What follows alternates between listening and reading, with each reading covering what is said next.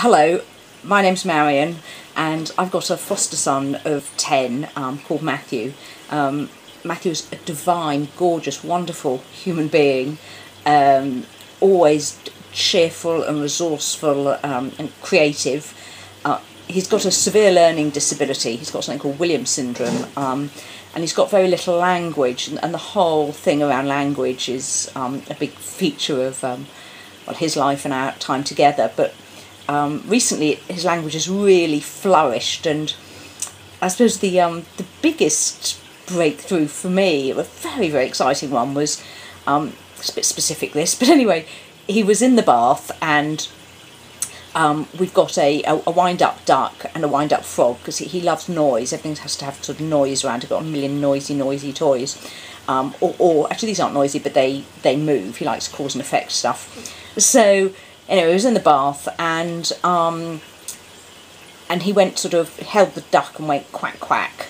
And then I held the frog and went ribbit, so it's a bit specific. But anyway, and then after I'd gone ribbit, he went quack quack, and I went ribbit with the frog, and we carried on like this.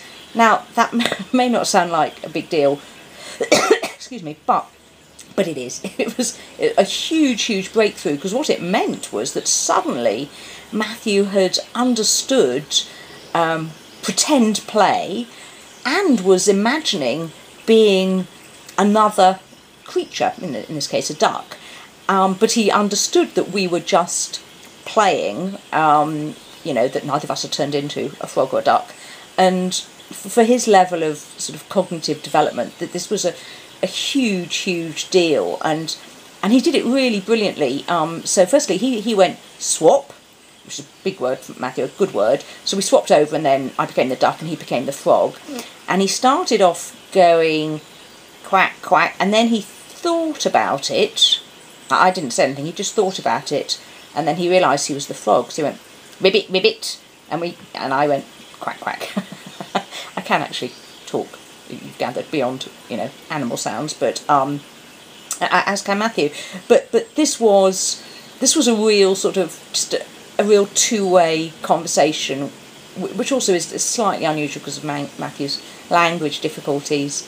So that's my my very exciting news. I have no idea how that will go down with anyone else. I have no idea how exciting that is for anyone else, although possibly for parents who've got very language impaired kids, you will sort of, share my excitement. Okay, cheerio, Netbuddy.